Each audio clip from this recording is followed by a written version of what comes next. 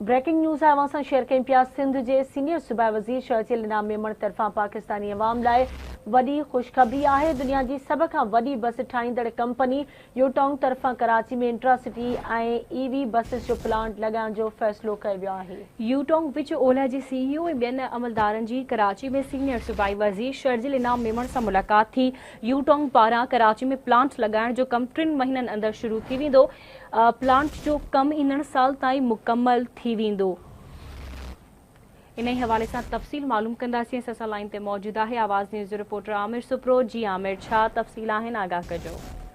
जी बिल्कुल, सिंध के सीनियर सूबाई वज़ीर शहजील इनाम मेमण पारां पाकिस्तान के अवाम के लिए एक वही खुशखबरी अज अनाउंस कई हुई है। मां के ॿुधाईंदो हलां त नाले वारी जेकी बस है यूट्यूब उन जो सब खां वॾो प्लांट जो है कराची में लगाया वेंदो। उन में इंट्रासिटी हेवी बस जो प्लांट लगाए पियो वञे।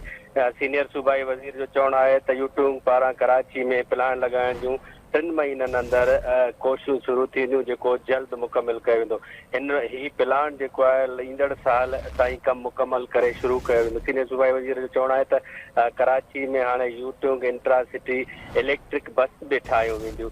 सीनियर सूबाई वज़ीर इहो बि चयो आहे त प्लांट लॻाइण सां सनत खे हथी मिलंदी, रोज़गार जा नवां मौक़ा पैदा थींदा। सीनियर सूबाई वज़ीर शहजील इनाम मेमण इहो बि चयो आहे त पाकिस्तान जे परदे ही मटा सटा सबबि बचत थींदी। सूबाई वज़ीर जो चवणु आहे त बसियुनि जी बरामद सां बि पाकिस्तान खे वॾो फ़ाइदो रसंदो। जी ठीकु आहे, मुंहिंजी महिरबानी आमिर अपडेट करण लाइ।